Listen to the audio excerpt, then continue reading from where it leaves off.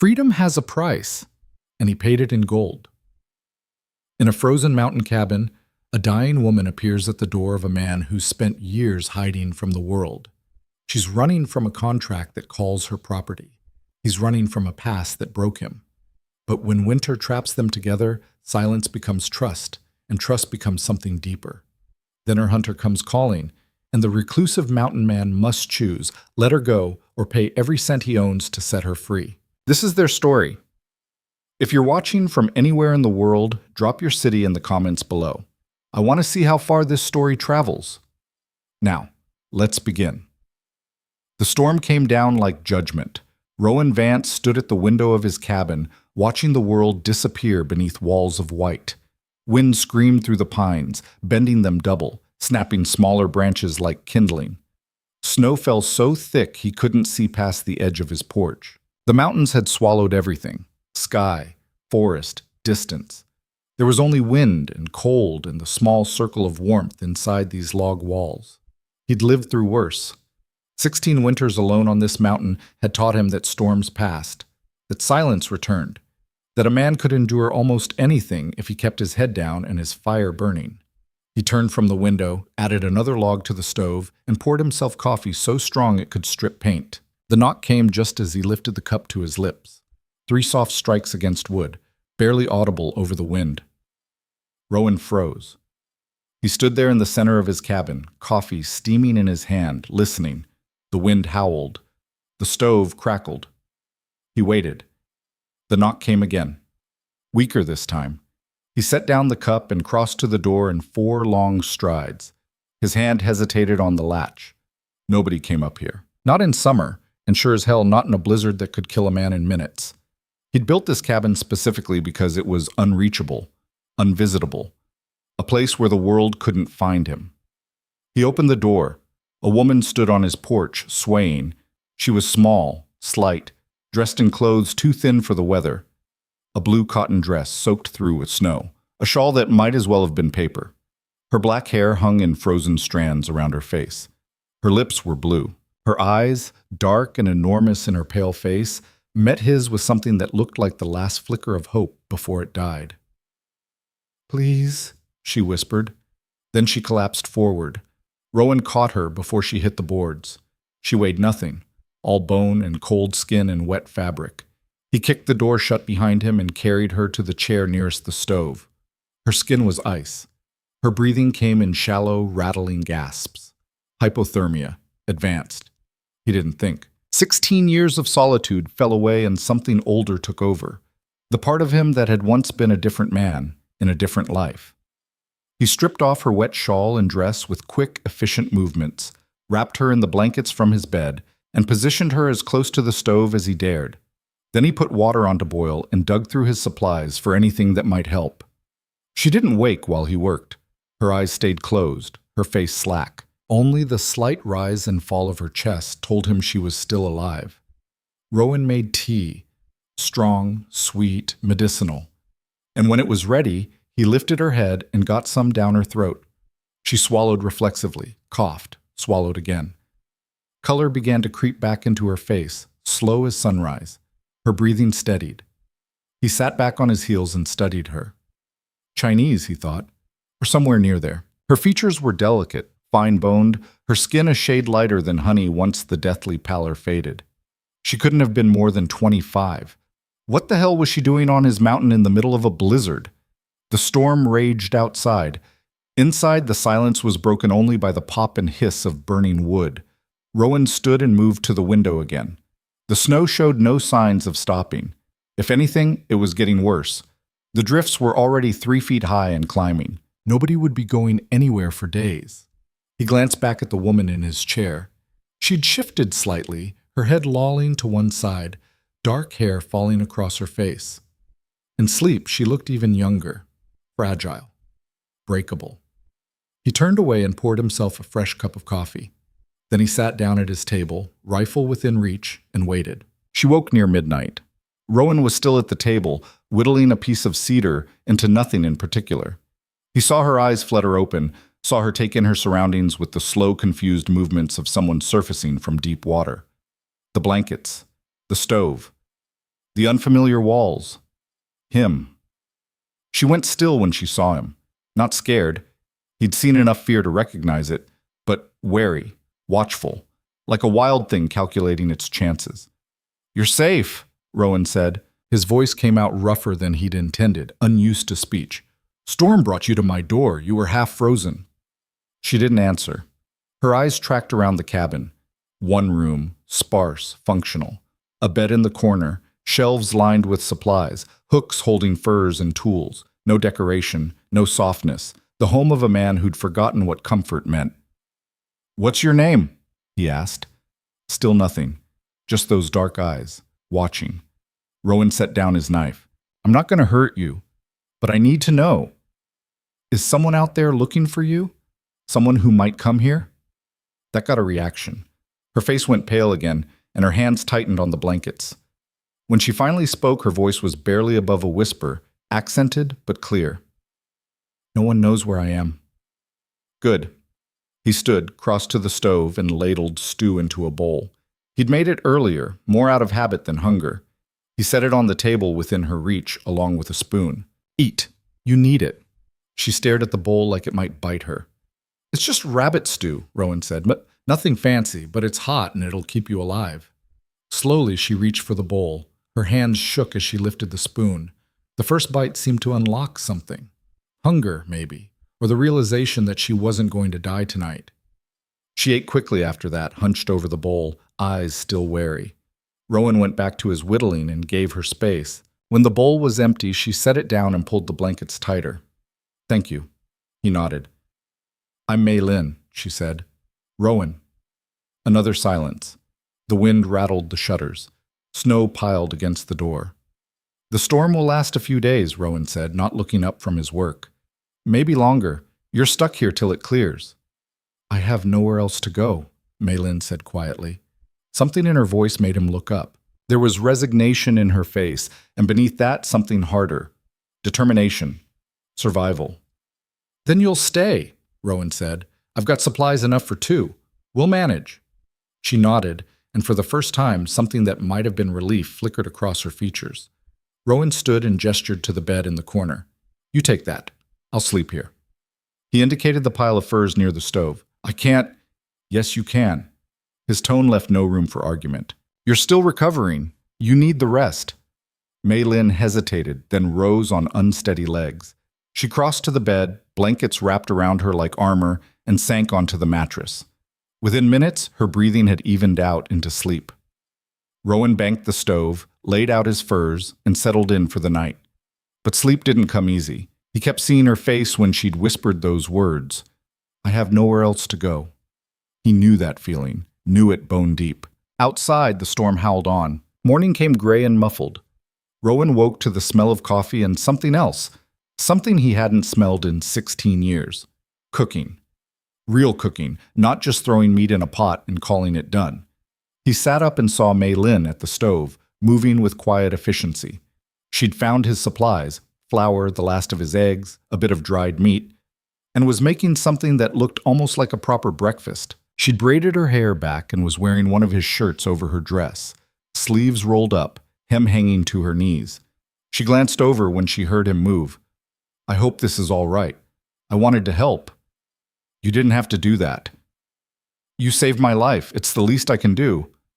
Rowan stood and crossed to the window. The storm had gentled overnight, but snow was still falling, softer now, steady, relentless. The drifts outside were waist-high. The world beyond his porch had vanished. "We're snowed in," he said. "Could be a week before it's safe to travel." He heard her pause, then resume her work. "Then I'll make myself useful." They ate in silence. Her cooking was simple but good, better than anything he'd managed in years. When they were done, she washed the dishes without being asked while Rowan checked his supplies and calculated how long they could last. A week, maybe 10 days if they were careful. Longer if he could hunt. The day passed in quiet routines. Rowan kept the fire going, checked the doors and shutters, made sure the chimney stayed clear. Mei Lin moved through the cabin like a ghost, finding small tasks. Mending a tear in one of his shirts, organizing the shelves, sweeping the floor. She didn't speak unless spoken to, but her presence changed the space. made it feel less like a tomb and more like a place where people lived. That evening, as they sat on opposite sides of the stove, Rowan broke the silence. "You don't have to tell me," he said. "But I should know. Are you running from the law?" Mei Lin looked up, startled. "No." "Someone who'll come looking?" Her face closed down, and for a moment he thought she wouldn't answer. Then she said very quietly, "Yes." Rowan waited. "His name is Edgar Hale," she said, staring into the fire. "He purchased me from San Francisco through a broker who arranges marriages for Chinese women. But it wasn't a marriage. It was a contract. I was to work in his house, cook, clean, and—" She stopped, her jaw tight. "He said I belonged to him, that I had no rights, that if I ran, he'd find me and make me sorry." Rage flickered in Rowan's chest, slow, cold, familiar. He'd thought he'd buried that feeling 16 years ago. Apparently not. "So you ran anyway," he said. "I had to." Her voice was steady now, stronger. "I'd rather die free than live as property." Rowan nodded slowly. He understood that math. He'd done it himself once. "This Hale, he have men? Resources? He has money, and the law on his side." Mei Lin's hands twisted in her lap. "The contract is legal. I signed it. I didn't understand what it meant, but I signed. Contracts can be broken. Not when you're Chinese, not when you're a woman." She met his eyes. "In this territory, I'm not a person. I'm property. The contract says so." Silence settled between them, heavy as snow.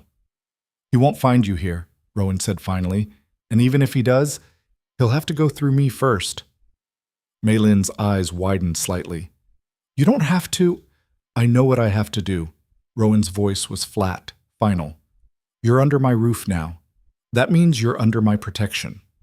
She stared at him, something shifting in her expression. Surprise, maybe, or the beginning of trust. "Why?" "Because it's right," Rowan said, "and because no one should be property." Outside, the wind picked up again, and fresh snow began to fall. The days blurred together.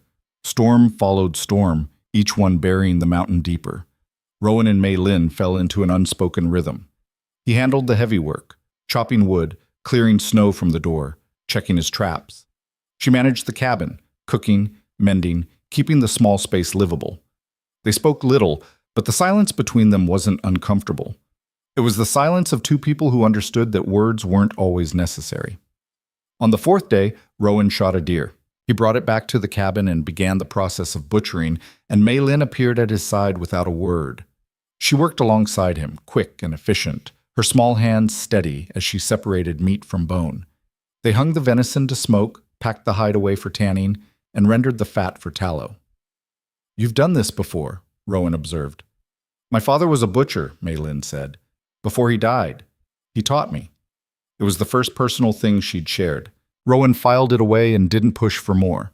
That night she made dumplings from flour and venison, shaping them with practiced hands. Rowan watched her work, fascinated despite himself. There was grace in her movements, precision, the mark of someone who'd learned through years of repetition. "You're a good cook," he said when they ate. "My mother taught me. She said a woman who could cook would never starve." Mei Lin's smile was sad. She was wrong. "You're not starving now." "No." She looked at him across the table. "I'm not." On the sixth day, the storms broke.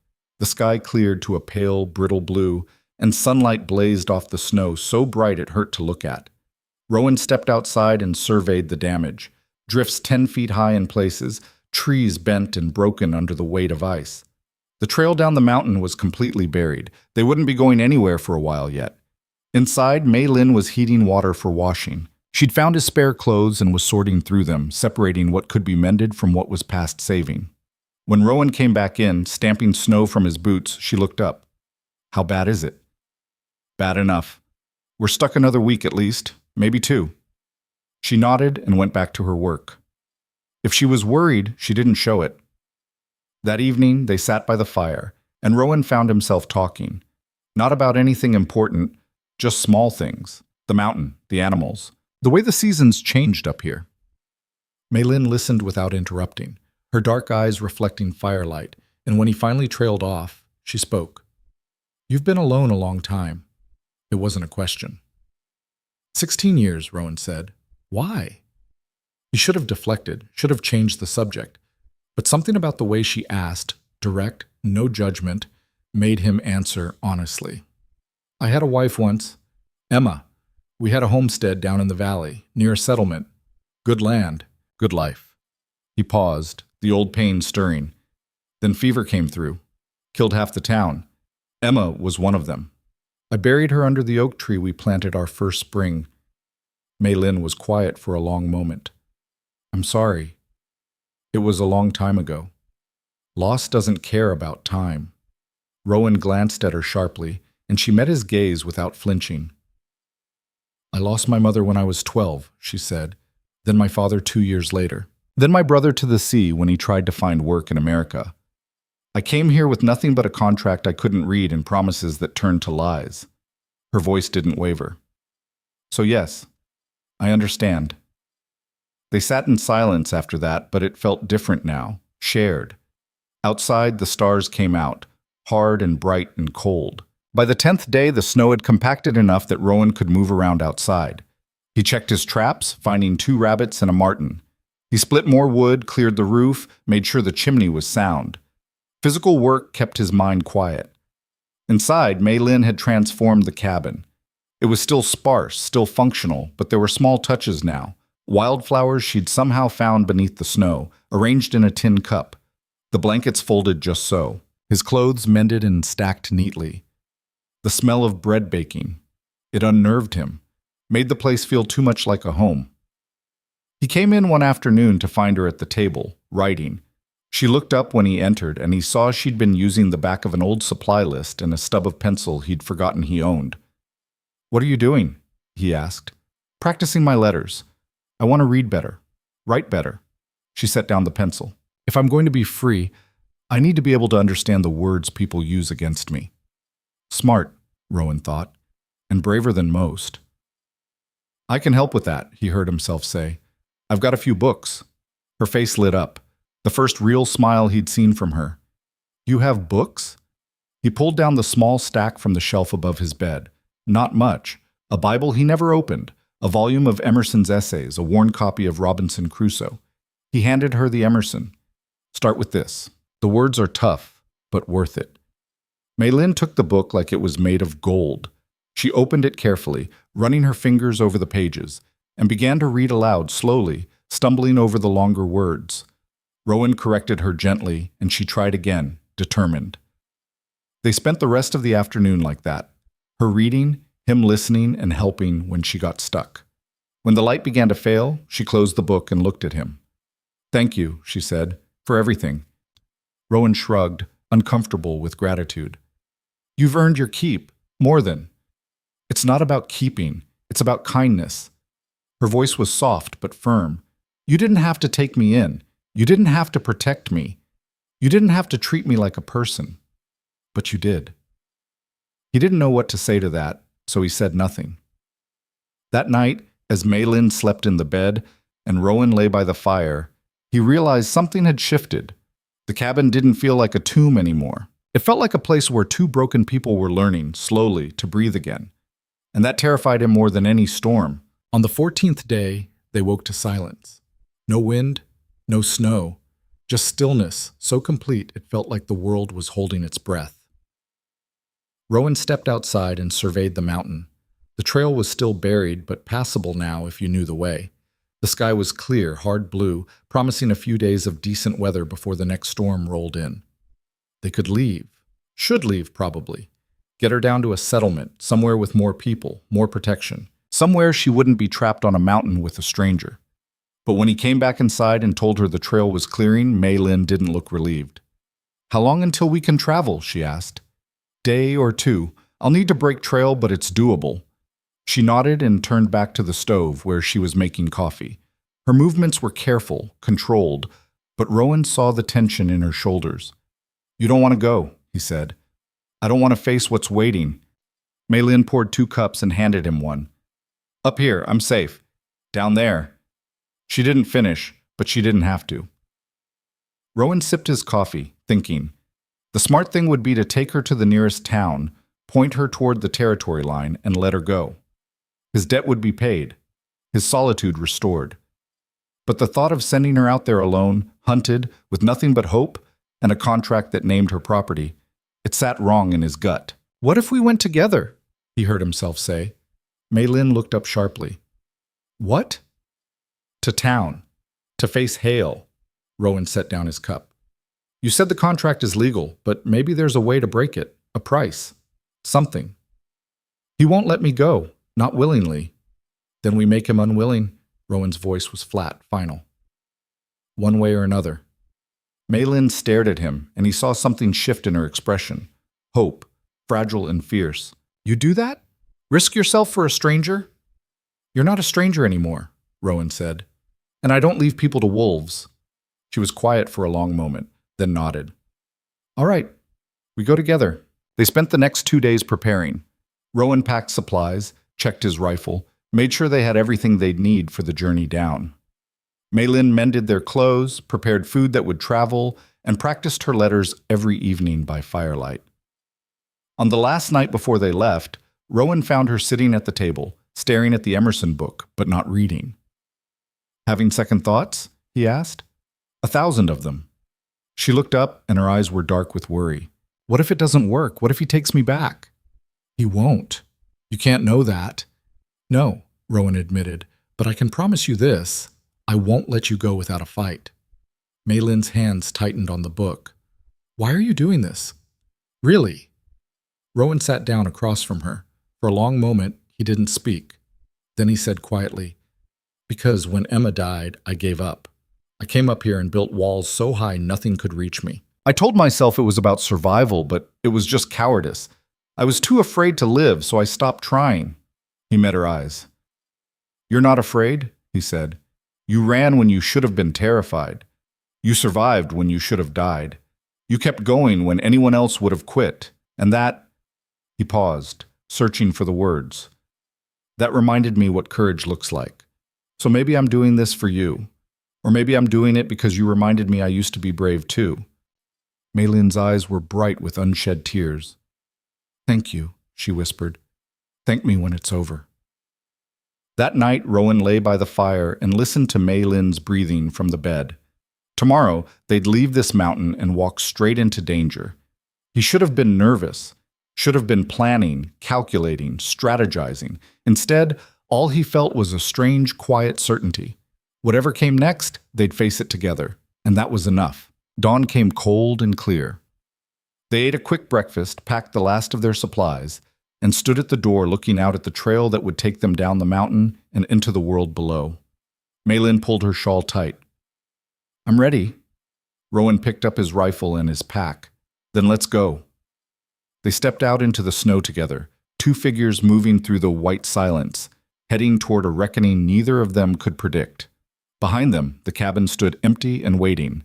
Ahead, the trail wound down through the pines, steep and treacherous and unforgiving. And somewhere at the bottom, a man named Edgar Hale waited, holding a contract that said he owned a woman's life.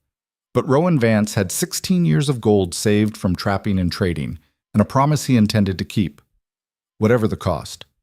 The descent took 3 hours. Rowan led, breaking trail through snow that came up to his thighs in places. Behind him, Mei Lin followed in his footsteps, silent and determined. The morning sun turned the snowpack blinding white, and the cold bit through their layers despite the cloudless sky. Every few hundred yards, Rowan stopped to let her catch her breath, scanning the trail ahead and the forest around them. Nothing moved except wind through the pines. They reached the valley floor just past noon. The settlement of Coldwater sat in a hollow between two ridges, a collection of rough buildings scattered along a frozen creek. Smoke rose from a dozen chimneys, the sound of an axe biting wood carried across the distance. Mei Lin stopped when she saw it, her hand tightening on the strap of her pack. "He's there," she said quietly. "I can feel it." Rowan studied the town. It wasn't much, a general store, a saloon, a livery, maybe 20 houses total. The kind of place where everyone knew everyone else's business, and strangers were noticed immediately. "We'll go to the store first," he said. "Get a feel for things. If Hale's around, someone will mention him." And then? Then we find out what it'll take to end this. They walked into cold water side by side, their boots crunching in the packed snow of the main street. Faces appeared in windows, watching. A woman hanging laundry stopped to stare. Two men outside the livery fell silent as they passed. Rowan felt Mei Lin shrink closer to him, and he understood why. In a place like this, a Chinese woman was an oddity. A Chinese woman with a mountain man was a story people would tell for weeks. Let them talk, he thought. Words couldn't hurt her. Not anymore. The general store was warm and crowded with merchandise, barrels of flour and sugar, bolts of cloth, tools hanging from the rafters, the sharp smell of coffee and tobacco. Behind the counter stood a man in his 50s, thin and weathered, with suspicious eyes. "Help you?" he asked, his gaze moving from Rowan to Mei Lin and back again. "Need supplies," Rowan said. "Coffee, salt, ammunition if you've got it." The storekeeper nodded slowly. "You the one lives up on Vance Mountain?" "I am." "Heard about you. Thought you didn't come down." "I don't, usually." Rowan pulled out a list he'd written that morning. "Can you fill this?" The storekeeper took the paper, squinting at it. As he moved to gather the items, Rowan said, casual as he could manage, "Looking for a man. Name of Edgar Hale. You know him?" The storekeeper's hand stilled on a sack of coffee. "I know him. He in town?" "Might be, might not." The storekeeper's eyes flicked to Mei Lin, then away. "Why you asking?" "Business," Rowan said flatly. The silence stretched. Then the storekeeper set down the coffee and leaned on the counter. "Listen, friend, I don't know what you're mixed up in, but Hale's not a man to cross. He's got money, connections, owns half the territory between here and Denver." Didn't ask for a character reference, asked if he's in town. The storekeeper straightened, his jaw tight. "He's at the saloon, has been for 3 days, waiting." His eyes cut to Mei Lin again. "Waiting for her, I'd wager." Mei Lin's face went pale, but she didn't move. Rowan nodded. "Appreciate the information. Now, about those supplies." They left the store 15 minutes later, Rowan carrying a burlap sack of goods.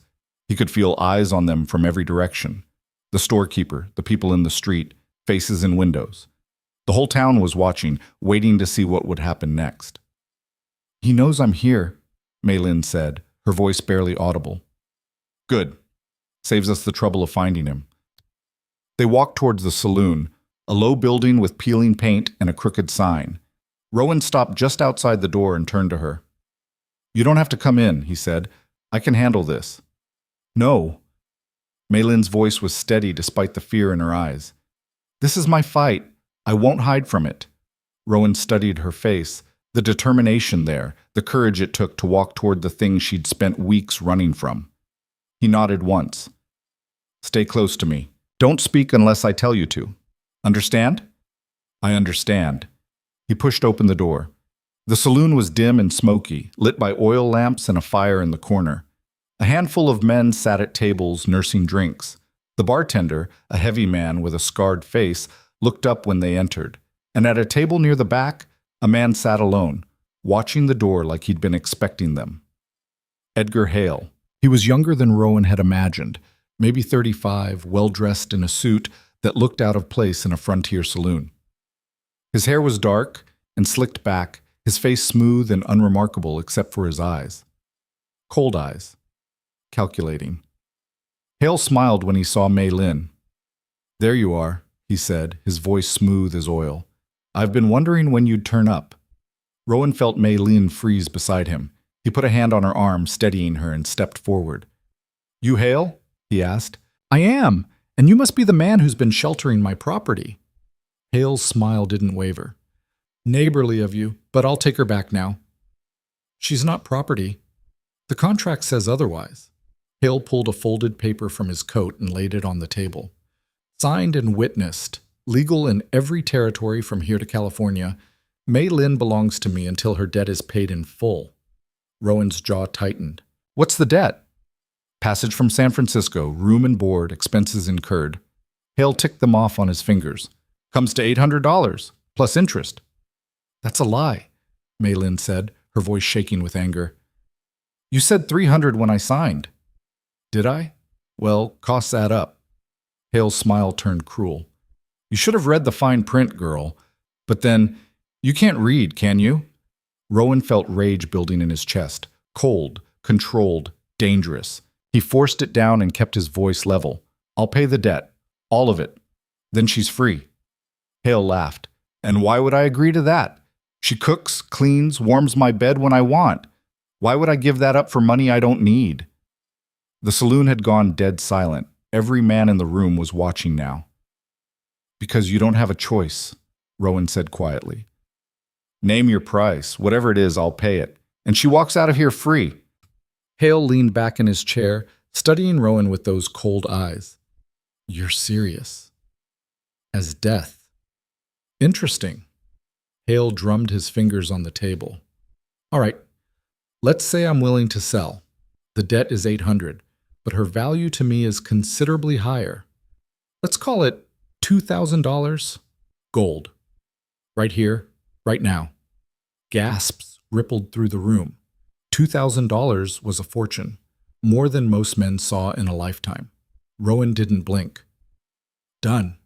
Hale's smile faltered. You don't have that kind of money. Don't I? Rowan reached into his coat and pulled out a leather pouch. He opened it and poured the contents onto Hale's table with a heavy clink. Gold coins spilled across the wood. Eagles and double eagles, years of trapping and trading, every cent he'd saved in 16 years of solitude. He counted them out, one by one, while the room watched in stunned silence. When he was done, $2,000 in gold sat on the table between them. There's your price, Rowan said. Now tear up that contract. Hale stared at the gold, then at Rowan, and something ugly crossed his face. You're making a mistake, Mountain Man. That girl's not worth... Tear it up. The air in the saloon had changed. Every man there understood what they were witnessing. A reckoning, a line being drawn. The bartender had stopped moving. The men at the tables sat frozen. Hale's hand moved toward the contract, then stopped. What's to stop me from taking the gold and keeping her anyway? Contract's still legal. Rowan's hand rested on the rifle he'd leaned against the table. You really want to find out? The silence stretched. Hale's eyes darted to the other men in the saloon, looking for support, but they all looked away. In a place like this, a man who went back on his word in public was finished, and everyone had seen the deal offered, the price paid. Slowly, Hale picked up the contract. He stared at it for a long moment, his jaw working. Then, with a vicious smile, he tore it in half, and in half again. He scattered the pieces across the gold. There, she's yours. I hope you enjoy your expensive mistake. Rowan gathered the torn pieces and handed them to Mei Lin. She took them with shaking hands, staring at the shredded paper like she couldn't quite believe it was real. Let's go, Rowan said quietly. They turned toward the door. Behind them, Hale's voice cut through the silence. You know what she is, don't you? What she was before I bought her? Rowan stopped. She worked in a brothel in San Francisco. That's where I found her. That's what she is. A whore who thought she could play at being respectable. Mei Lin flinched like she'd been struck. Rowan felt her start to turn, to defend herself, and he caught her arm. Don't, he said softly. He's trying to hurt you. Don't give him the satisfaction. But Hale wasn't done. She'll go back to it eventually. Her kind always does. You just paid $2,000 for a few months of company before she runs off to the next man willing to pay for... Rowan moved. 3 strides brought him back to Hale's table. He leaned down, his face inches from the other man's, his voice so quiet only Hale could hear. You speak about her again. I'll come back down this mountain and make you regret it. We clear?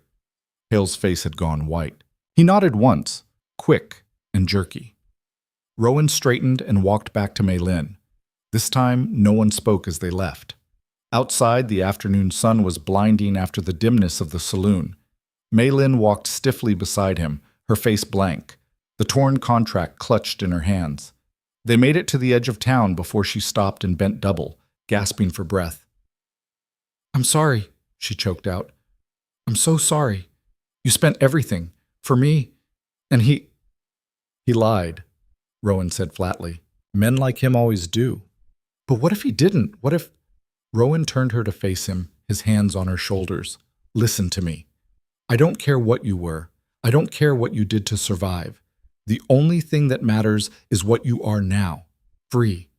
You understand? Free. Mei Lin's eyes filled with tears. I worked in a boarding house in San Francisco, that's all. I cleaned rooms, washed sheets, but the owner, he sold my contract without telling me. And Hale, he made it sound like I'd agreed to come be his wife. I didn't know. I didn't know until I got here, and You don't owe me explanations, Rowan interrupted gently. Not about your past, not about anything. But you gave up everything. No. He released her shoulders and stepped back. I gave up gold. That's not everything. That's not even close. They stood there in the snow, the town behind them, the mountain ahead. Mei Lin wiped her eyes and looked down at the torn contract in her hands.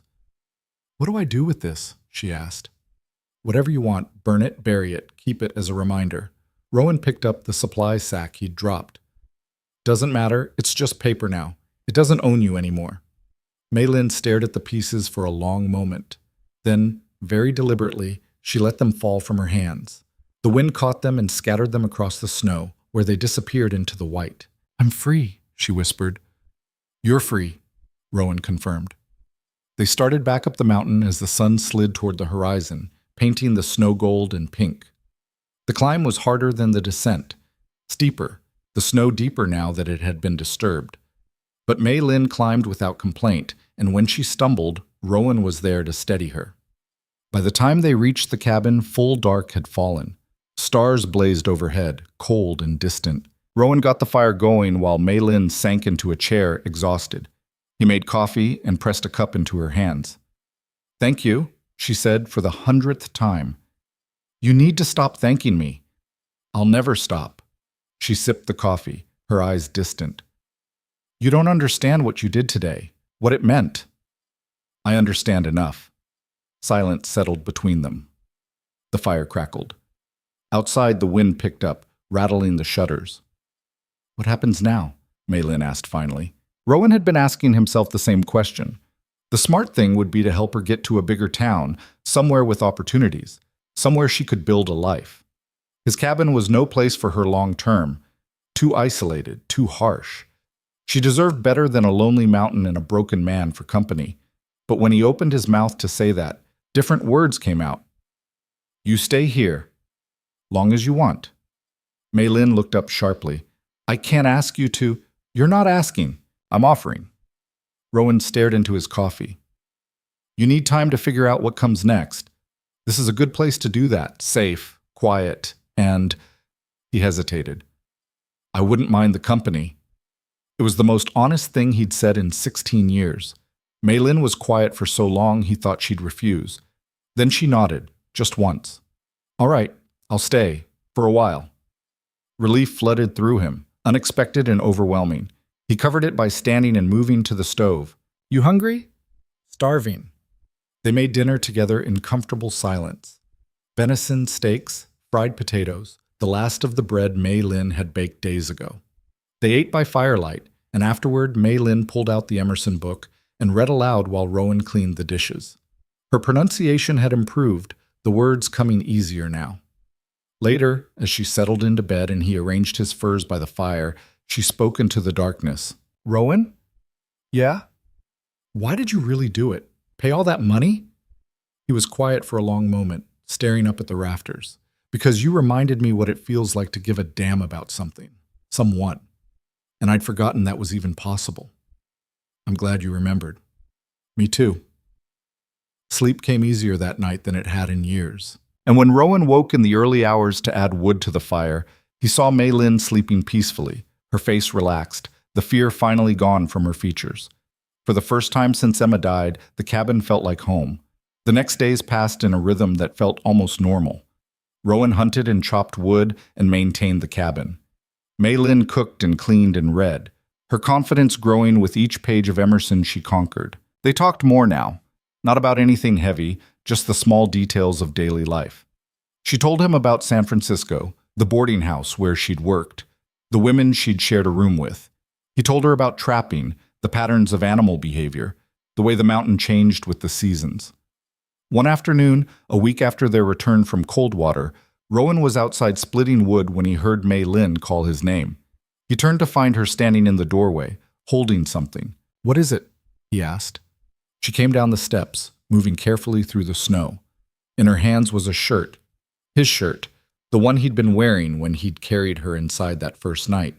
She'd mended the tears, reinforced the seams, even replaced 2 buttons. "I wanted to finish this," she said, holding it out. "You've done so much for me." This seemed inadequate, but it's something. Rowan took the shirt, running his fingers over the neat stitches. The work was flawless, professional. "This is good, really good. My mother taught me to sew before she taught me to cook. She said a woman who could mend could always find work." Mei Lin's smile was sad. She was right about that, at least. "You miss her. Every day." She looked up at the mountains surrounding them. "But I think she'd be proud of me, for running, for surviving, for not giving up." "She would be," Rowan said. "Any mother would." They stood there in the snow, the afternoon sun slanting through the pines, and something shifted between them. Not romantic, not yet, but a deepening, a recognition that what had started as survival was becoming something else. Partnership, maybe. Understanding. "Come on," Rowan said finally. "I want to show you something." He led her into the forest, following a trail only he knew. They climbed for 20 minutes until they reached a ridge overlooking the valley. From here you could see for miles, mountains stacked against mountains, forest and snow stretching to the horizon, the sky so big it made you feel small and infinite at the same time. "This is where I come when I need to think," Rowan said. "When the cabin feels too close." Mei Lin turned slowly, taking it all in. "It's beautiful. Emma loved it here. We used to come up before we were married, back when I was courting her. She'd bring a picnic and we'd sit right here and plan our future." He paused. "Funny how those plans worked out. Do you regret it? Coming up here? Leaving the world behind?" Rowan considered the question. "I did it because I couldn't see another way forward, because the pain was too much and isolation seemed like mercy." He looked at her. "But now, I don't know. Maybe I needed that time. Maybe I needed to be alone so I could learn how to be with people again." "And have you learned?" "I'm trying," Mei Lin smiled. "That's all anyone can do." They stayed on the ridge until the sun began to set, painting the sky in shades of orange and purple. Then they hiked back down to the cabin, where Rowan built up the fire and Mei Lin made tea.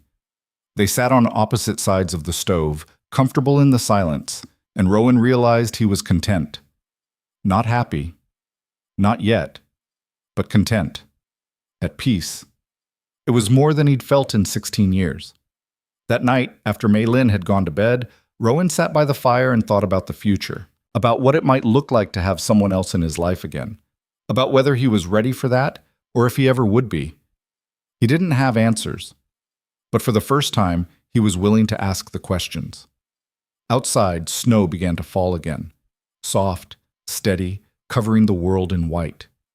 Inside, the fire burned warm, and 2 people who'd been lost found themselves, slowly, beginning to hope. The mountain settled into winter's deep silence, and in a small cabin on its slopes, 2 lives began to weave together, thread by careful thread. Winter deepened around them, and with it came a quiet transformation neither of them named aloud. The days fell into patterns that felt almost sacred in their simplicity. Rowan woke before dawn to stoke the fire and check his trap lines, returning with rabbit or marten, or sometimes nothing at all. Mei Lin rose with the first light, her movements soft and careful, putting coffee on to boil and bread to bake. They ate breakfast together without many words, but the silence between them had changed. No longer the wary quiet of strangers, but the easy communion of 2 people learning each other's rhythms. One morning, 3 weeks after their return from Coldwater, Rowan came in from checking traps to find Mei Lin rearranging the shelves. She'd organized his supplies with a precision that would have annoyed him before, but now he just watched, fascinated by the way she created order from chaos. "You don't have to do that," he said. She glanced back, a small smile playing at her lips. "I know, but it helps me think." "About what?" "What comes next?" She set down a tin of beans and turned to face him. I can't stay here forever, Rowan. You know that. Something cold settled in his chest. Why not? Because this is your home. Your sanctuary. You're not just anything. The words came out harder than he'd intended. He softened his tone. You're welcome here, long as you want to stay. Maylin studied his face and he saw something shift in her expression. Recognition, maybe, or understanding. Is that what you really want? Or are you just being kind? Rowan set down his rifle and crossed to the stove, pouring himself coffee to buy time. The truth was complicated, layered with grief and guilt, and something new he didn't have words for yet. Finally, he said, When Emma died, I buried more than her body. I buried the part of me that could connect with people, that could care. And for 16 years, I was fine with that. It felt safer. He turned to face her. Then you showed up on my porch, half frozen, with nothing but hope and desperation keeping you alive. And watching you survive, watching you fight for your freedom, watching you put yourself back together piece by piece. He paused. It reminded me that being safe isn't the same as being alive. Maylin's eyes had grown bright. So what are you saying? I'm saying stay, not because you need to, because I want you to. The silence that followed felt weighted with possibility. Then Maylin crossed the small space between them and placed her hand over his on the coffee cup. I'll stay, she said quietly. But not as a guest, as a partner. I pull my weight. I contribute. We share this space, this life. Equal. Rowan looked down at her hand on his, small, calloused from work, surprisingly strong. Equal, he agreed. That night, they moved her few belongings to the other side of the cabin, creating a space that was distinctly hers. It wasn't much. A corner with a trunk Rowan had carved years ago, a peg for her clothes, a small shelf for the books she was collecting. But the claiming of it felt significant. This wasn't temporary anymore. This was home. The next morning, Maylin asked to learn to shoot. Rowan looked up from sharpening his knife, surprised. Why? Because if I'm going to live on a mountain, I should know how to protect myself. Protect us. She met his eyes steadily. You can't be here all the time. I need to be able to handle things on my own. He couldn't argue with that logic. After breakfast, he took her outside with his spare rifle, an old Winchester that had belonged to his father. He showed her how to hold it, how to sight, how to breathe and squeeze the trigger instead of pulling. Her first shot went wide, kicking up snow 10 feet from the target he'd set up. The second was closer. By the 10th, she was hitting the mark more often than not. You're a natural, Rowan said, impressed despite himself. Maylin lowered the rifle, her cheeks flushed from cold and exertion. My brother taught me a little before he left for America. He said a woman alone needed to know how to defend herself. Smart brother. He was. Her voice went soft. I wonder if he ever made it, if he's out there somewhere, or if the sea took him like it took so many others. Rowan reloaded the rifle and handed it back. Maybe you'll find out someday, when you're ready to look. She took aim again, and this time her shot hit dead center. The weeks rolled forward, marked by small victories and quiet moments. Maylin's reading improved until she could work through the Emerson essays with minimal help. She started a journal, writing in careful English about her days, her thoughts, the slow unfurling of this new life. Rowan taught her to identify animal tracks in the snow, to read weather patterns in the clouds, to move through the forest without sound. In return, she taught him things he'd forgotten, how to laugh at small absurdities, how to appreciate beauty in mundane moments, how to be present instead of just surviving. She brought music to the cabin, humming old Chinese songs while she worked, and gradually he found himself humming along, learning the melodies without understanding the words. One evening, as they sat by the fire after dinner, Maylin asked about Emma. The question should have hurt. For 16 years, even thinking Emma's name had been like pressing on a wound. But sitting there with Maylin, the firelight soft on her face, Rowan found he could talk about it. We met at a church social, he began. I was 19, full of myself, thought I knew everything. She was 17 and shy, but when she smiled, he shook his head.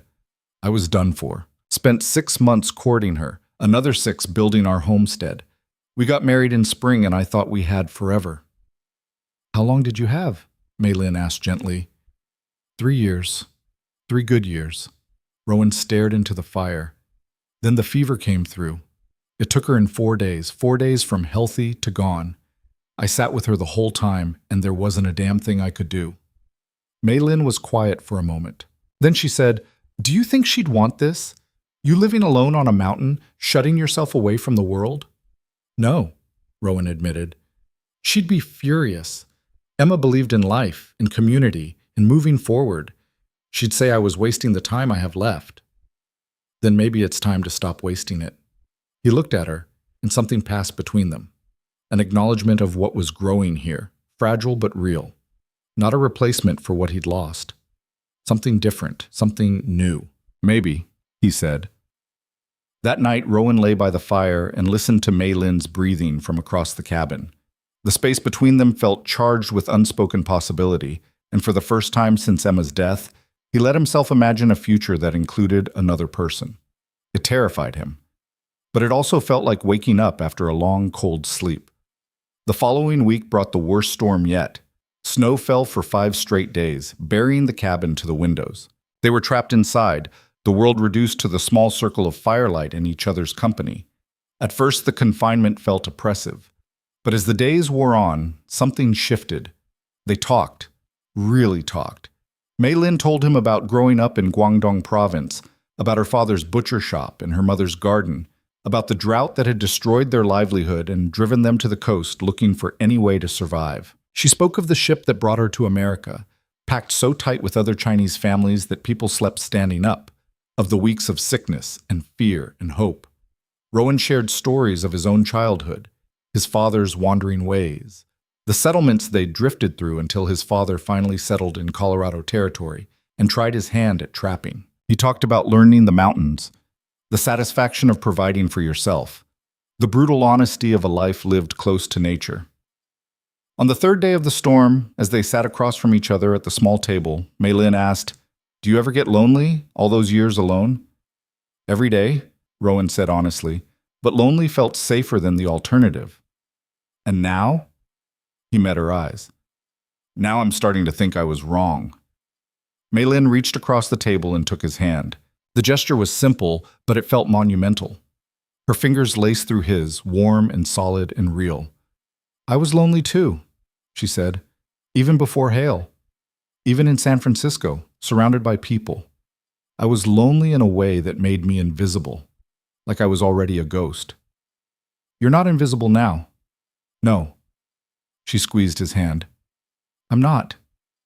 They sat like that until the fire burned low, neither wanting to break the connection. When they finally separated to prepare for sleep, the cabin felt different, smaller, more intimate, charged with something neither of them was quite ready to name. The storm broke on the 6th day. Rowan dug them out, clearing a path from the door and checking the damage. 2 shutters had blown loose. The roof had held, but would need reinforcement before the next big snow. The work was hard and cold, but he was grateful for it. It gave him time to think, to process what was happening between him and Mei Lin. He was falling for her. The realization hit him while he was nailing a shutter back in place, and it nearly made him drop his hammer. Not the wild, consuming love he'd felt for Emma, that had been youth and passion and the certainty of shared futures. This was different, quieter, built on respect and shared survival and the slow recognition of another person's worth.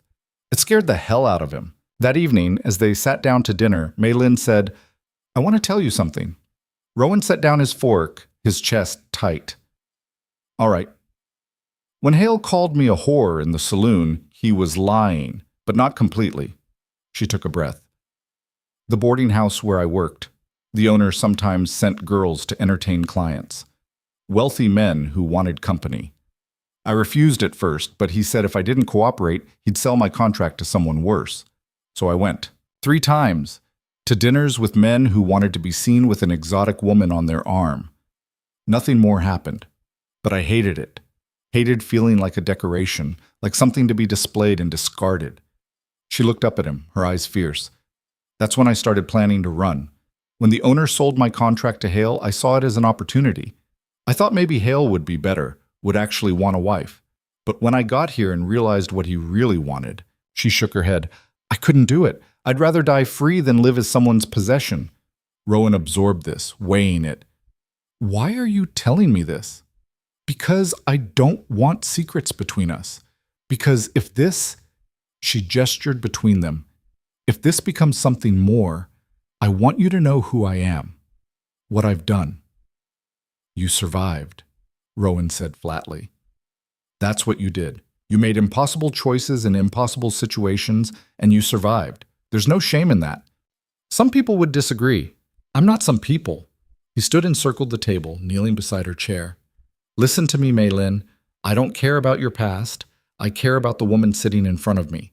The woman who walked into a blizzard rather than accept slavery. The woman who learned to shoot in a week and reads philosophy by firelight. That's who you are. The rest is just noise. Maylin's eyes filled with tears. How can you be so sure? Because I've spent 16 years drowning in my own past. I know the difference between who we were and who we choose to be. She leaned forward and rested her forehead against his. They stayed like that, breathing together, until the tears stopped and something else took their place. A warmth that spread through Rowan's chest like dawn breaking. When they finally separated, Maylin smiled. Thank you. For what? For seeing me. That night, the boundary between them blurred a little more. Rowan gave Maylin the bed, as always, but when he settled into his furs by the fire, he found himself acutely aware of her presence across the cabin. The soft sounds of her breathing, the rustle of blankets as she shifted, the knowledge that she was there, real and solid and choosing to stay. Sleep came slowly, and when it did, he dreamed of Emma for the first time in years. But it wasn't the old dreams, full of grief and loss. In this dream, Emma stood in a field of wildflowers, smiling, and when he called to her, she turned and waved. Not beckoning him to follow, but releasing him, letting him go. He woke with tears on his face and a strange lightness in his chest. The next morning dawned clear and cold. Rowan stepped outside to find the world transformed. Everything covered in fresh snow, the trees heavy with it, the sky a brilliant, painful blue. Beautiful, brutal, perfect. Maylin came out wrapped in a blanket, and they stood together on the porch, watching the sun climb over the eastern peaks. It's magnificent, she breathed. It is. Rowan glanced at her. You know, there's a hot spring about an hour's hike from here. The snow's cleared enough that we could make it. You interested? Her face lit up. A hot spring? Out here? The mountain's full of surprises. They packed supplies and set out mid-morning, Rowan breaking trail and Maylin following close behind. The hike was steep in places, but she'd grown stronger over the weeks, her legs used to the altitude now, her breathing even. When they reached the spring, a natural pool carved into rock, steam rising in ghostly wisps, she actually laughed. I didn't know places like this existed, she said. Most people don't. Rowan tested the water temperature. It's fed by volcanic heat. Been here longer than humans. I found it my second winter up here. Saved my life more than once when I got caught out in bad weather. Maylin looked at him, then at the pool, then back. Can we? That's why I brought you here. He turned his back, giving her privacy. Water's safe. Take your time. He heard the rustle of fabric, the soft gasp as she entered the water. When he turned back around, she was submerged to her shoulders, her hair floating around her like dark silk, her face transformed by pure bliss. This is heaven, she murmured. Rowan smiled despite himself. Close to it. He stripped down to his long johns and joined her on the opposite side of the pool, the heat immediately unknotting muscles he hadn't realized were tight. They soaked in silence for a while, the steam wrapping around them, the cold air sharp on their faces. Can I ask you something? Maylin said eventually. Always. Do you ever think about leaving, going back to the world? Rowan considered the question. A month ago, his answer would have been an immediate no. But now? Maybe. Someday. Not to a settlement, but somewhere less isolated. A valley with decent land. Room for a garden, a barn. Close enough to trade, far enough to have peace. That sounds nice. You could come with me, if you wanted. The words were out before he could stop them. Maylin's head turned sharply, and their eyes met across the steaming water. Is that an offer? She asked carefully. It's a possibility. Rowan's heart was hammering. I'm not saying now. I'm not even sure when. But if the time comes and I decide to leave this mountain, I'd want you with me. As what? A companion? A housekeeper? As a partner. He held her gaze. In all things. Mei Lin's breath caught. Rowan, you don't have to answer now. Hell, you don't have to answer at all. I just wanted you to know that when I think about the future now, you're in it. And that's, he swallowed, that's the first time I've been able to think about a future in 16 years. She was quiet for a long moment, her eyes searching his face. Then she said, I'd want that too, when the time comes. Relief and terror flooded through him in equal measure. He nodded, not trusting his voice, and they sat in the hot spring as the sun climbed higher, two people tentatively reaching toward a shared horizon. They stayed until the water started to cool, then dressed and hiked back to the cabin through the winter afternoon. The walk felt different now, charged with promise, weighted with the acknowledgement of what was building between them. When they reached the cabin, Rowan built up the fire while Mei Lin made tea, and they settled into their evening routine with a new awareness thrumming beneath the surface. That night, as Rowan lay by the fire, he heard Mei Lin speak from across the cabin. Rowan? Yeah? I'm glad the storm brought me to your door. Me too. A pause, then. Do you think we would have found each other otherwise, if things had been different? He thought about that. I don't know. Maybe. Or maybe we had to be broken first, before we could fit together right. That's beautiful and sad at the same time. Most true things are. Silence fell again, but it was the good kind. The kind that felt like understanding. Outside, the mountain settled into its deep winter sleep. Inside, two lives continued their slow, careful weaving together, thread by thread, choice by choice, day by quiet day. And for the first time in either of their memories, the future felt like something worth reaching for. The weeks that followed their conversation at the hot spring carried a different quality, like sunlight filtered through new glass. The work remained the same, wood to split, traps to check, meals to cook. But the spaces between the work filled with something neither of them had experienced in years. Hope, maybe. Or the beginning of trust so deep it didn't need constant proof. Rowan found himself watching Mei Lin when she didn't know he was looking, the way she tucked hair behind her ear when she concentrated on her reading, how she hummed those Chinese melodies while kneading bread, her hands moving with practiced efficiency, the small smile that crossed her face when she got a difficult passage right, the pride in her posture when she nailed a target with the rifle. She was beautiful, but that wasn't what caught him. It was her strength. The quiet, enduring kind that didn't announce itself but simply persisted, day after day, through cold and isolation and the weight of a past that would have crushed someone weaker. One morning, he came in from checking the trap lines to find her standing at the window, staring out at the snow-covered landscape with an expression he couldn't read. Something wrong? He asked, setting down 2 rabbits on the table. She turned, and he saw her eyes were red.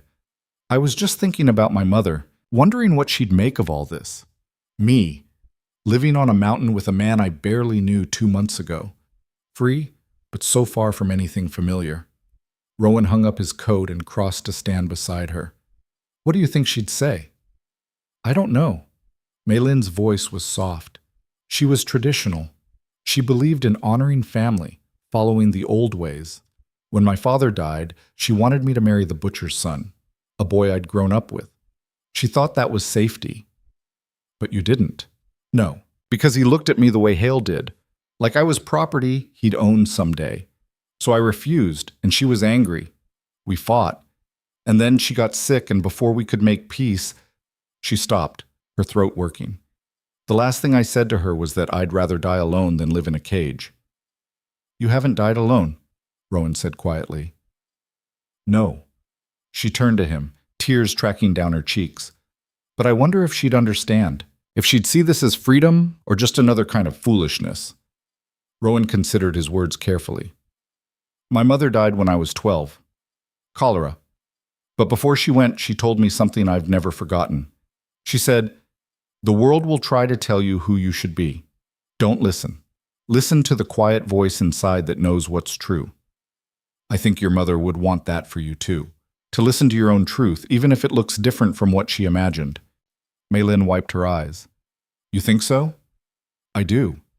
Because the alternative, living a lie to honor someone else's expectations, that's not really living at all. She nodded slowly, and some of the tension left her shoulders. Thank you. I needed to hear that. They prepared the rabbits together, working in comfortable silence. Rowan skinned them while Mei Lin prepared vegetables from their dwindling stores. They'd need to make another trip to Coldwater soon, he thought. Their supplies were running low, and spring was still months away. The thought of returning to town brought a familiar tightness to his chest. He'd avoided that place for 16 years, content to trade with the occasional trapper who passed through or make the longer journey to settlements where nobody knew him. But Coldwater was closer, and with Mei Lin here, the isolation felt less necessary. Maybe it was time to stop hiding. That evening, as they ate rabbit stew by firelight, Rowan said, "We'll need to go to town again soon, week, maybe 2. Stock up before the next big storms come." Mei Lin's spoon paused halfway to her mouth. "Will it be safe?" Hale got what he wanted. 2,000 in gold buys a lot of forgetting. Rowan's voice was harder than he intended. "And if he hasn't learned to leave you alone, he'll get a reminder." She set down her spoon. "I don't want you fighting my battles for me. Not anymore. If we go back, I face him myself. On my terms." Mei Lin, "No." Her eyes were fierce. "You bought my freedom, Rowan, but freedom means I get to stand up for myself. I get to look him in the eye and show him I'm not afraid anymore. I need that." He saw the determination in her face and recognized it. This wasn't about pride or foolishness. This was about reclaiming something Hale had taken, her sense of self, her power. Who was he to deny her that? "All right," he said. "We face him together, but you call the shots." Relief and gratitude flickered across her features. "Thank you." They finished dinner in silence, but it was charged now with purpose. Plans forming, courage gathering like clouds before a storm. The next 2 weeks passed in careful preparation. Mei Lin practiced with the rifle until she could hit a target at 50 yards more often than not. She also asked Rowan to teach her to fight. Not fancy, just practical. How to break a grip, where to strike to disable an opponent, how to use size and surprise to her advantage. "You're small," Rowan explained as he showed her how to slam the heel of her hand into an attacker's nose. "That means you have to be vicious. No hesitation. You decide to fight, you fight to end it." She practiced the moves until her muscles ached, until the motions became instinct. Rowan watched her transform day by day, confidence replacing the last traces of fear. This wasn't the woman who'd collapsed on his porch. This was someone new. Someone forged in winter and hardship and the slow recognition of her own strength. One afternoon, they were outside running drills when Mei Lin managed to sweep Rowan's legs out from under him. He hit the snow hard.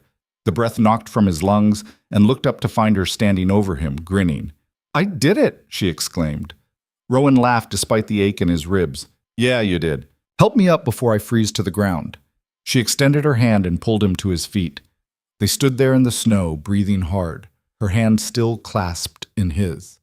The grin faded from her face, replaced by something softer, more searching. "What?" Rowan asked. "I was just thinking how different you look when you smile. Like a different person." "Different good or different bad?" "Different beautiful." The word hung between them, unexpected and true. Rowan felt his chest tighten with an emotion he'd thought long dead. Before he could think better of it, he reached up and cupped her face with his free hand. "You make me want to be that person again," he said. "The one who knew how to smile." Mei Lin leaned into his touch, her eyes closing briefly.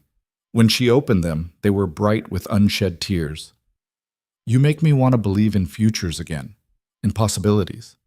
They stood like that for a long moment, the cold forgotten, the world reduced to the small space between them. Then Mei Lin stepped back, breaking the spell. "We should go inside," she said, her voice not quite steady, "before we both catch our death." That night, the distance between them felt both vast and fragile. Rowan lay by the fire, hyper-aware of Mei Lin across the cabin, and wondered what was holding him back. Fear, probably. The fear that if he reached for this, if he let himself love again, he'd lose it just as completely as he'd lost Emma. But wasn't living in fear just another kind of cage? The thought followed him into restless sleep and woke him before dawn. He lay in the darkness, listening to the wind outside and the crack of logs in the stove, and made a decision. When they went to town, when they faced Hale and whatever came after, he'd tell her that somewhere between that first desperate night and now, she'd become essential, that he couldn't imagine going back to the hollow existence he'd accepted as life, that he loved her. The realization should have terrified him. Instead, it felt like relief. 2 days before they planned to leave for Coldwater, a storm rolled in. Not the violent, dangerous kind, but the steady, persistent variety that painted everything in soft white and made the world feel hushed and sacred. They spent the day inside, Mei Lin reading aloud from the Emerson essays while Rowan mended his spare coat. She'd gotten good at the reading, her accent still present, but her comprehension strong. She stumbled over a particularly dense passage about self-reliance, and Rowan looked up to find her frowning. "What does he mean here?" she asked. "About whoso would be a man must be a nonconformist. Means you can't live by other people's rules if you want to be true to yourself. You have to forge your own path even if it looks different from what everyone expects." Mei Lin closed the book and looked at him. "Is that what you did? Coming up here?" "I thought so at the time. Now I'm not so sure." Rowan set down the coat. "I thought I was being brave, choosing solitude. But maybe I was just conforming to grief, letting it tell me who I had to be. And now? Now I think real courage is choosing to live, even when loss has taught you how much living can hurt." She was quiet for a long moment, her fingers tracing the embossed title on the book's cover. Then she said, "I was so angry when my mother died. Angry at her for leaving, angry at myself for fighting with her, angry at the world for being so cruel. And that anger made me reckless. I signed Hale's contract because I wanted to punish myself. I thought if I suffered enough, it would balance out the guilt." "That's not how guilt works," Rowan said gently. "I know that now." She looked up. "You taught me that. By showing me that survival isn't something to apologize for, that choosing life over death, freedom over chains, hope over despair, those aren't acts of selfishness. They're acts of courage." Rowan felt something crack open in his chest. He crossed to where she sat and knelt beside her chair, taking her hands in his. "Mei Lin, I need to tell you something." Her eyes widened. "What is it?" "When you showed up here, I was barely alive, just going through the motions, waiting for the years to pass until I could join Emma in the ground. I'd convinced myself that was enough, that I didn't deserve anything more." He squeezed her hands. "But you changed that. You reminded me what it feels like to wake up with purpose, to care about someone other than myself, to imagine a tomorrow that might actually be worth living." "Rowan, let me finish." His voice was rough with emotion. "I know it's only been 2 months. I know you might not feel the same way, but I need you to know that I love you. Not as a replacement for what I lost, not as a way to fill the emptiness, but as you. As the woman who walked through a blizzard toward freedom, as the person who sees me at my worst and doesn't flinch, as my partner in all things." Mei Lin's eyes filled with tears. "You love me. I do." She let out a sound between a laugh and a sob and threw her arms around his neck. "I love you too. I've been so afraid to say it, afraid it was too soon or too complicated or—" He kissed her. It wasn't planned, wasn't calculated, just the instinctive response to her words and her warmth and the overwhelming need to show her what he felt. She made a soft sound of surprise, then melted into him, her hands tangling in his hair. When they finally broke apart, both breathing hard, Mei Lin touched her forehead to his. "I never thought I'd feel this again," she whispered. "Safe, wanted, loved. You are all of those things." Rowan pulled back enough to see her face. "And when we go to Coldwater, when we face whatever comes next, I want you to know that. Whatever happens, you're not alone. Neither are you." They stayed like that, wrapped in each other's arms, while the storm painted the world white outside. When they finally separated, Rowan built up the fire and Mei Lin made tea, and they sat close together on the furs, her head on his shoulder, his arm around her waist. Not talking, just being, learning the shape of this new thing between them. That night, Mei Lin didn't go to her side of the cabin. Instead, she lay down beside Rowan in the furs by the fire, and he wrapped himself around her, protective and whole in a way he hadn't felt since Emma's death. They fell asleep tangled together, and for the first time in 16 years, Rowan didn't dream of loss. He dreamed of spring. The morning they left for Coldwater dawned clear and bitterly cold. They packed light, just supplies for the journey and coin for trading. Rowan had a little money left from what he'd saved before paying for Maylin's freedom, enough to restock what they needed and maybe buy her a proper winter coat. As they prepared to leave, Maylin checked her rifle one last time and tucked it into the saddle holster. Rowan had brought down his horse from the high pasture where it spent most of its time, a sturdy mare named Smoke, who'd been his companion for 12 years. "You ready for this?" Rowan asked as he helped Maylin into the saddle behind him. "No," she said honestly, "but I'm doing it anyway." The ride down took most of the morning. The trail was treacherous in places, icy and narrow, but Smoke knew the way and picked her path carefully. Maylin held tight to Rowan's waist, and he found himself acutely aware of her body pressed against his back, her warmth seeping through his coat. When Coldwater came into view, he felt her tense. "It's all right," he said over his shoulder. "We're together." "Together," she echoed, and some of the tension left her.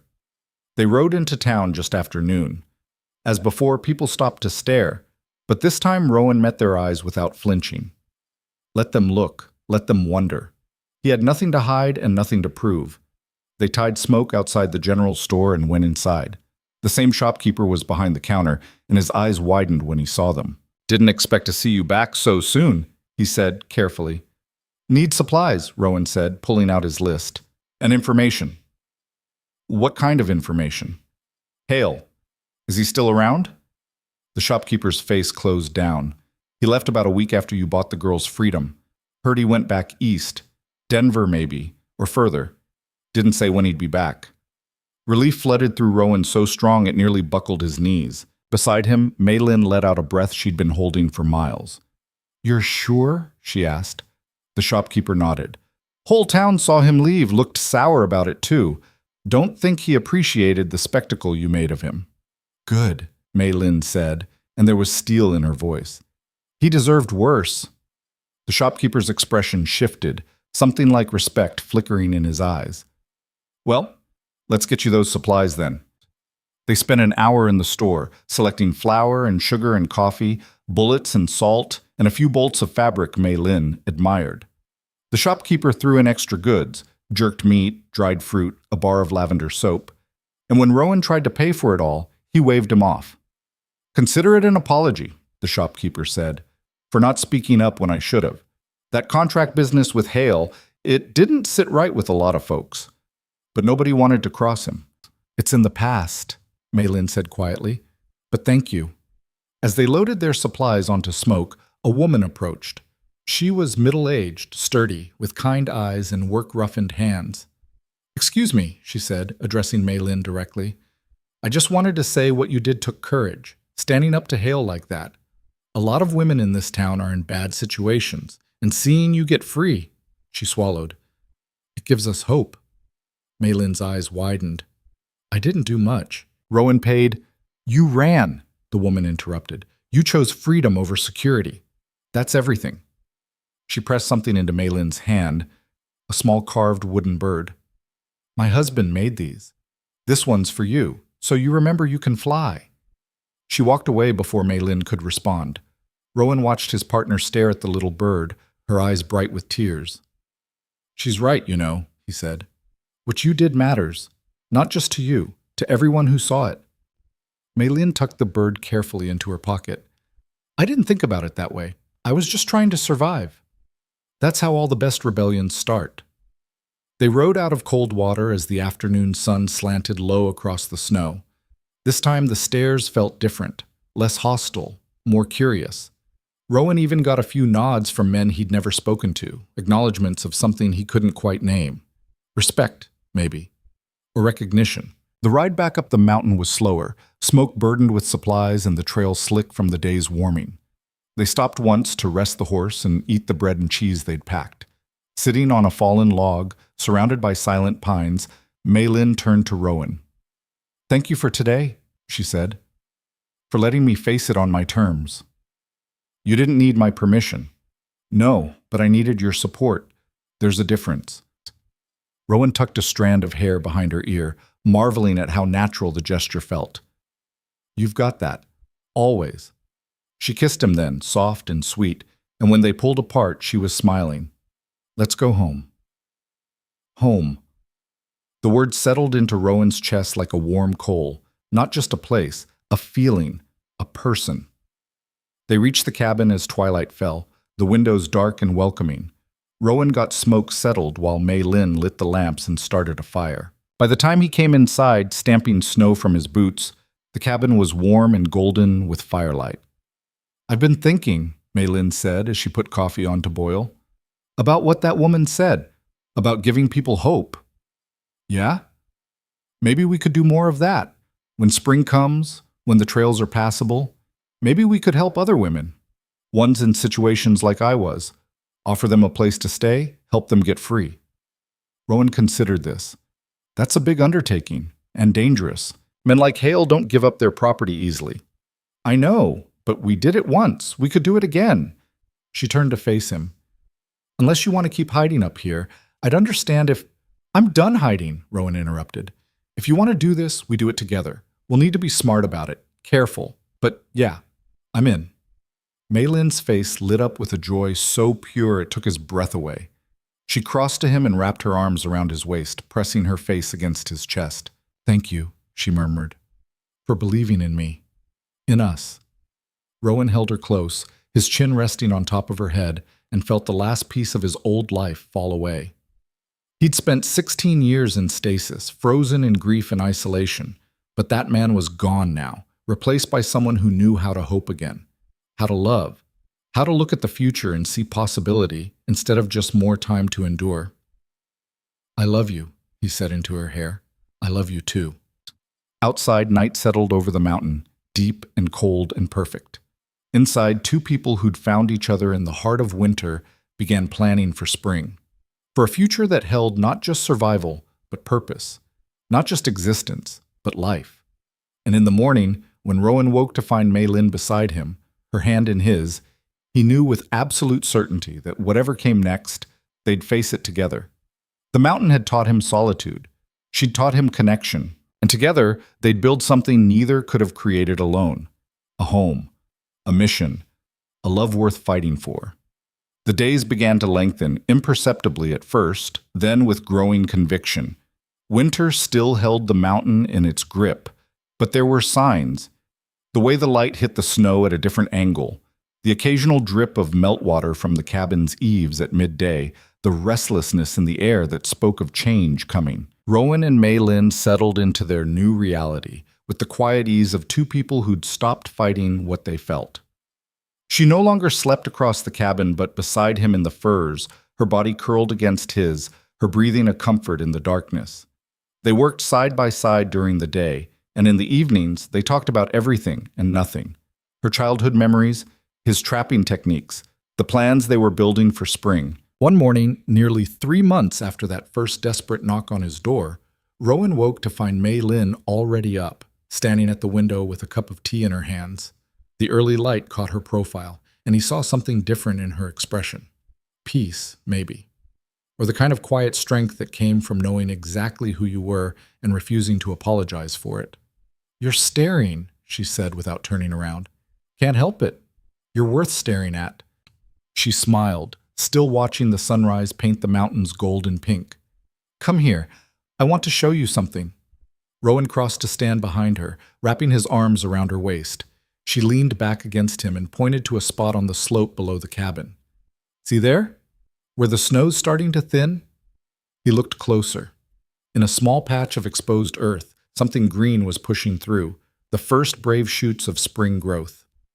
"Columbine," Mei Lin said softly. "It's starting. You know your wildflowers now. You're a good teacher." She turned in his arms to face him. "I've been thinking about what we talked about. Helping other women. I want to start planning, really planning, not just talking about it when spring comes, but figuring out how we'd actually do it." Rowan studied her face, seeing the determination there. "All right, let's think it through. First problem, how do we find them? Women who need help don't usually advertise it." "No, but towns talk. The storekeeper knew about me and Hale. That woman who gave me the bird knew. People see things, even if they don't speak up. Maylin moved to the table and sat down. We could start by going back to Coldwater regularly, building trust, letting people know we're safe to talk to. That means being visible, means giving up some of the privacy we have here. I know. She met his eyes steadily. Is that something you can live with? Rowan poured himself coffee and joined her at the table. The old him would have recoiled at the idea of regular human contact, of being known and seen. But that man had died the night Maylin collapsed on his porch, and the person he was becoming understood something fundamental. Isolation wasn't safety. It was just a slower kind of death. I can live with it, he said. For this. For you. Not just for me. For them. For the women who don't have someone willing to pay $2,000 in gold for their freedom. She was right, and he knew it. What they'd done in that saloon had been extraordinary, but it had also been built on privilege. His money, his gender, his ability to make demands and have them respected. Most women in Maylin's situation wouldn't have those advantages. They needed something else. A network. A refuge. People who gave a damn. So we become that, Rowan said. We build something here. A place where women can come when they've got nowhere else to go. We help them get free, get strong, get ready to face whatever comes next. Maylin reached across the table and took his hand. That's going to bring trouble. Men who think they own these women aren't going to take kindly to us interfering. Let them come. They'll find out what trouble really looks like. She smiled at that, fierce and proud. When do we start? Soon as the trail's clear. We make trips to Coldwater, maybe some of the other settlements. We listen, we watch. And when someone needs help, we're there. They spent the rest of the morning planning, mapping out the logistics. They'd need more supplies, more space. The cabin could hold maybe 1 or 2 people temporarily, but if they were serious about this, they'd need to expand. Rowan knew a valley about 3 miles south where he'd once considered building. Good water, decent timber, accessible but not too exposed. They could start construction as soon as the snow melted. It's a lot of work, Maylin said, looking at their rough sketches. Building a new place, maintaining this one, making regular trips to town. Good thing there's 2 of us. What if it's not enough? What if we can't protect everyone who comes? Rowan set down the pencil he'd been using and looked at her. Then we fail, and we try again. And we keep trying until we get it right. That's all anyone can do, Maylin. Show up and try. She nodded slowly, and he saw her shoulders straighten with resolve. This was who she was becoming. Not just a survivor, but someone who fought for others' survival too. It humbled him and inspired him in equal measure. That afternoon, they went outside to assess what would need to be done before they could start construction in the spring. Rowan pointed out trees that could be felled for lumber, explained how they'd need to clear the site and dig foundations before the ground froze again next winter. Maylin listened intently, asking questions, already seeing the finished structure in her mind. As they worked their way back toward the cabin, a sound stopped them both. Voices, distant but unmistakable, coming up the trail. Rowan's hand went to the rifle slung over his shoulder. Beside him, Maylin tensed. "Get inside," he said quietly. "No. We face this together, remember?" The voices grew louder, and then figures appeared through the trees. 3 people, 2 women and a child, stumbling through the snow, clearly exhausted. The women were supporting each other, and the child, a girl, maybe 6 or 7, clung to the younger woman's skirt. Rowan and Maylin exchanged a glance, then moved forward to meet them. "Help!" one of the women gasped when she saw them. She was older, maybe 40, with gray threading through her dark hair. "Please, we've been walking for 2 days. We heard there was someone up here who helped people." "Who told you that?" Rowan asked, though he kept his rifle lowered. "Woman in Coldwater. Said a Chinese woman and a mountain man bought someone's freedom. Said if we could find you, you might help us too." Maylin stepped forward. "You're freezing. Come inside. We'll talk there." They got the 3 refugees into the cabin and wrapped in blankets. Rowan built up the fire while Maylin made hot tea and warmed up leftover stew. The child, her name was Sarah, sat close to the younger woman, who turned out to be her mother, Rebecca. The older woman was Rebecca's sister, Margaret. "We came from a settlement 3 days east," Margaret explained once they'd thawed enough to talk. Rebecca's husband died last fall. Mining accident. The mine owner said she owed for the cabin they'd been living in, for the tools her husband had used. Said she could work off the debt in the company store, but the wages, she shook her head. They were designed to keep people trapped. And when Rebecca couldn't pay, the owner said he'd take Sarah instead, put her to work in the sorting shed. She's 6 years old, Rebecca added, her voice breaking. 6! I couldn't let him take her, so we ran. Anyone follow you? Rowan asked. We don't think so. We left at night, took the mountain trails. But they'll look for us eventually. The owner, Mr. Garrett, he doesn't like losing property. Rowan felt the familiar rage building. Property. Always property. Like human beings were just resources to be owned and exploited. You're safe here, Maylin said firmly, for as long as you need. We'll figure out the rest. Rebecca's eyes filled with tears.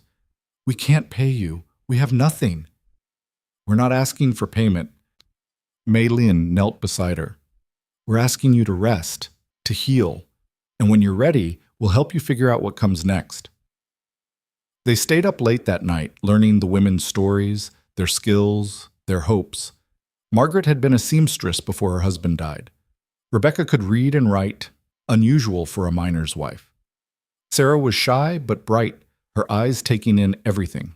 When the three finally fell asleep, Rebecca and Sarah in Rowan's bed, Margaret in a nest of furs by the fire, Rowan and Maylin stepped outside into the cold night air. This is it, isn't it? Maylin said, her breath misting. This is how it starts. Yeah. Rowan looked up at the stars, hard and bright overhead. 3 days and word's already spread. We're going to need that second building sooner than we thought. We'll make it work. He pulled her close, and they stood like that for a long moment, two people on the edge of something bigger than themselves. You scared? He asked. Terrified. You? Same. He kissed the top of her head. But we're doing it anyway. The next weeks were a crash course in logistics and improvisation. Rebecca and Margaret recovered their strength quickly, and both insisted on helping however they could. Margaret began mending their clothes and teaching Maylin more advanced sewing techniques. Rebecca took over much of the cooking and started teaching Sarah her letters using the books Rowan had. The cabin that had felt spacious with 2 people became cramped with 5, but nobody complained.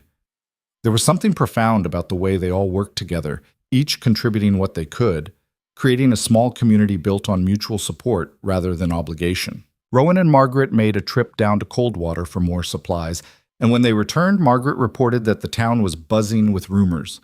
Someone had helped 2 women and a child escape from the mining camp. People were calling them angels, vigilantes, troublemakers, depending on who was talking. Garrett's put out word he's looking for his property, Margaret said grimly, offering a reward for information. Let him look, Rowan said. He won't find anything. But 3 days later, they heard horses coming up the trail. 4 men, heavily armed, with Garrett himself in the lead, a thick-set man with cold eyes and an entitled sneer. Rowan stepped out to meet them, rifle in hand. Behind him, Maylin appeared with her own rifle, and Margaret and Rebecca flanked them, each armed with tools that could double as weapons. Help you, gentlemen? Rowan asked mildly. I'm looking for my property, Garrett said. 2 women and a child. Heard they might be up here. Property. That's an interesting word for human beings. Don't play games with me, Mountain Man. I know they're here. Send them out, and we'll leave peaceful. And if they don't want to go? Garrett's smile was ugly. Then we take them. And anyone who gets in the way learns what happens when you steal from me. Rowan heard Maylin cock her rifle behind him. See, that's where you're wrong. You can't steal what doesn't belong to you in the first place. Those women don't owe you anything. I have contracts. Legal documents. Then take it to a judge. But you're not taking them from here. Not today, not ever. The 4 men shifted in their saddles, hands moving toward weapons. Garrett's face darkened with rage. You're making a mistake. Wouldn't be my first. Rowan's voice went flat and dangerous. Now you've got a choice. You can turn around and ride back down this mountain, or you can try to take them, and we can all see how that works out. Your call. The standoff stretched. Garrett looked at Rowan, at the women behind him, at the rifles pointed steadily at his men. Whatever he saw made him reconsider. He wasn't used to people standing up to him, And he definitely wasn't used to being outgunned on someone else's territory. "This isn't over," he spat. "Yeah, it is." Rowan took a step forward. "You go back to your mining camp and you spread the word. Any woman who wants to leave, she can leave. Any man who tries to stop her answers to me. We clear?" Garrett's jaw worked, but he finally yanked his horse around. "You'll regret this." "I've regretted a lot of things in my life. Standing up to bullies ain't one of them." They watched the four men ride away, tension held tight until they disappeared down the trail. Then Rebecca let out a sob of relief, and Margaret sagged against the cabin wall. "Thank you," Rebecca whispered. "Thank you." That night, they celebrated with the best meal they could manage from their supplies. Sarah laughed for the first time since arriving, and the sound filled the cabin with something Rowan hadn't heard in 16 years. Joy. Pure and uncomplicated. Later, after everyone else had fallen asleep, Rowan and Maylin stood outside under the stars again. "That was reckless," she said. "What if they'd decided to fight? Then we'd have fought." He turned to her. I meant what I said. Anyone who tries to take people from here goes through me first." "Through us," she corrected. "We're in this together." "Together," he agreed. The next day, they started making serious plans for the second building. Rowan sketched out a design. A larger structure with multiple rooms, a proper kitchen, enough space for maybe 10 people. Ambitious, maybe impossible, but worth trying. Rebecca revealed she could handle basic carpentry, learned from her late husband. Margaret knew about water systems and drainage from helping her father build houses back east. Between the 5 of them, even Sarah helped where she could, they had the skills they needed. As winter slowly released its grip and the first real thaw began, they started hauling timber to the valley site. It was brutal work, made harder by the lingering snow and mud, but they attacked it with the fierce determination of people who knew they were building something that mattered. Word continued to spread. A woman from a settlement to the north appeared one morning, fleeing a man who'd beaten her and claimed she couldn't leave because he'd paid her father for the marriage. They took her in. 2 weeks later, an older woman arrived, thrown out by her son's wife after her son died, with nowhere to go and no family willing to take her. They made room. The cabin became cramped, then overcrowded, then almost unlivable. But nobody suggested turning people away. They just worked harder on the new building, racing against time and need. One evening in early April, as Rowan and Maylin walked back from the construction site, she said, "Do you ever miss it? The quiet? The solitude?" He thought about it honestly. "Sometimes, but not the way I thought I would. What we're building here. It's noisy and messy and complicated. But it's alive, and I'll take alive over quiet any day." "Me too." She slipped her hand into his. "I never told you this, but when I was running from hail, I thought about just disappearing. Finding some remote place and living alone, never trusting anyone again. And then I knocked on your door and you could have turned me away. But you didn't, and that changed everything." "You changed everything," Rowan corrected. "You reminded me what it means to be human." They walked in silence for a while. Then Maylin said, "I want to marry you." Rowan stopped walking. "What?" "I know we're not conventional. I know we're building something strange and complicated here. But I want to be your wife. I want that commitment, that promise. Not because I need it legally or socially, but because I choose it. I choose you." Rowan felt his throat tighten with emotion. "You're sure?" "I've never been more sure of anything in my life." He pulled her close and kissed her, deep and thorough, pouring 16 years of loneliness and 2 months of love into it. When they broke apart, he was grinning like a fool. "Then yes, absolutely yes." They married a week later in the small clearing near the hot spring, with everyone from the cabin in attendance. There was no minister, no legal paperwork, just vows they wrote themselves, promises made under the open sky with the mountain as witness. "I promise to stand with you," Rowan said, holding her hands, "to build with you, to fight beside you and rest beside you, to honor your strength and support your dreams, to love you as you are and as you're becoming." Maylin's voice was steady despite the tears on her cheeks. "I promise to choose you, every day, in the hard times and the good, to be your partner in all things, to remind you that you're worth loving and that isolation is not the same as safety, to build a life with you that neither of us could create alone. Margaret tied their hands together with a ribbon she'd sewn from scraps, and Rebecca led them all in a song her mother had taught her. Sarah scattered wildflowers, the first columbines of spring, at their feet. It was perfect, simple and true, and theirs. That night, alone for the first time in weeks, because the others had conspired to give them privacy, Rowan and Mei Lin lay together in their furs and talked about the future. "The building will be done by summer," Mei Lin said, her head on his chest. "We can house maybe 12 people comfortably, more if we build additional structures. We'll need better supply lines, regular trips to multiple towns, maybe even connections with sympathetic people who can send word when someone needs help." "We're building a whole network," Mei Lin said wonderingly, "an underground railroad for women." "Yeah, I guess we are." She was quiet for a moment, then said, "I'm scared sometimes that we'll fail someone, that we won't be enough." "We won't be enough," Rowan said honestly. "Not for everyone. We'll lose some, miss some, fail some, but we'll save some too. And those some will save others. And maybe, if we're lucky, we'll start something that outlasts us." "That's a good dream."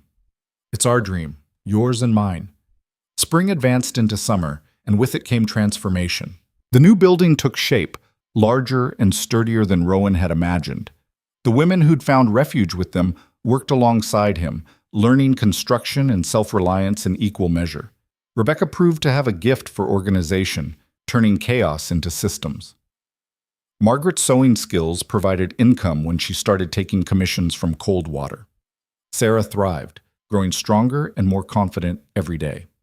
More women came. Some stayed, some moved on once they'd regained their footing. A few brought skills that expanded what they could offer. A midwife, a teacher, a woman who knew medicinal herbs. The network grew, word spreading quietly through the mountain communities that there was a place where women could find safety and help. One afternoon in late July, Rowan found Mei Lin standing on the porch of the new building, looking out over the small community they'd created. Laundry hung on lines between the trees. Children played in the clearing. Women worked in the garden they'd planted, pulling weeds and checking for pests. He wrapped his arms around her from behind. "What are you thinking?" "That we did it. We actually did it. We're still doing it. This is just the beginning." She turned in his arms. "Do you remember that first night when I showed up half frozen and desperate?" "Every detail. If someone had told me then that this is where I'd be, married to you, helping run a sanctuary, surrounded by people we've saved and who've saved us, I wouldn't have believed it." "Me either." Rowan kissed her forehead. "But here we are." "Here we are," she echoed. That evening, they all gathered for dinner in the new building's common room. 23 people around a table built from the mountain's timber, eating food they'd grown and hunted together. The conversation was loud and overlapping, full of laughter and debate and the comfortable chaos of family. Rowan looked around the table and felt something settle in his chest.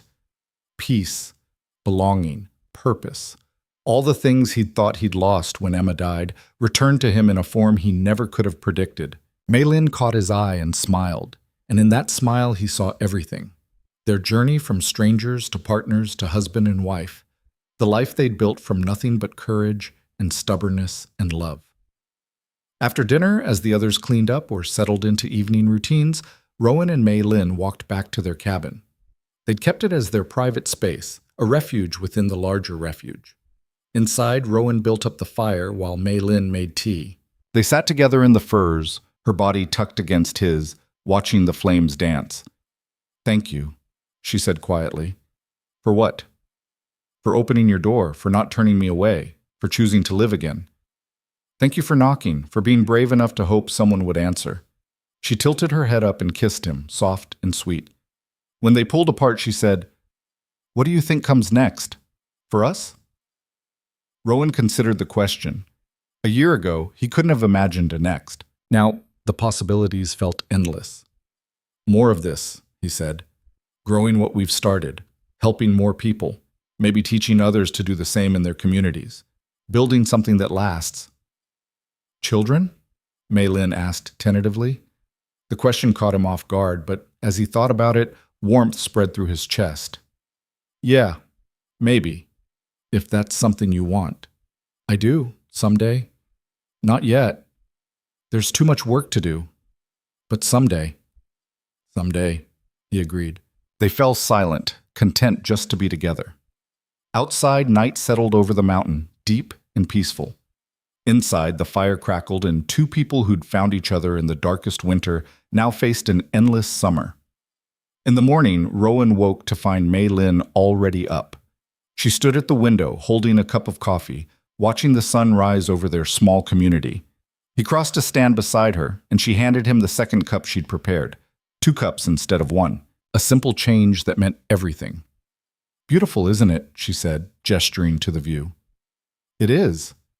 But he wasn't looking at the mountains or the buildings or the valley spread below.